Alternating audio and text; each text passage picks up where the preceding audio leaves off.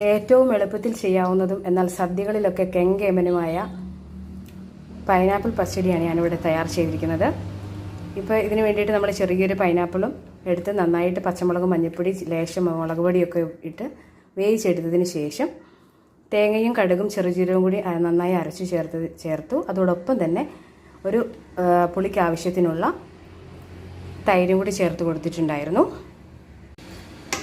തൈരും അരപ്പും എല്ലാം ഒന്ന് സെറ്റായി വന്നപ്പോഴത്തേക്കിനും നല്ല നാടൻ വെളിച്ചെണ്ണയിൽ കടുക്, കറിവേപ്പില, കുറച്ച് ഉലുവ, കുറച്ച് തേങ്ങക്കൊത്ത് എല്ലാം കൂടി ചേർത്ത് നന്നായി എണ്ണ കാച്ചി ഒരു ടേസ്റ്റ് വ്യത്യാസത്തിന് വേണ്ടിയിട്ട് ലേശം ശർക്കരയും കുറച്ച് മുന്തിരിയും കൂടി ചേർത്ത് കൊടുത്തു.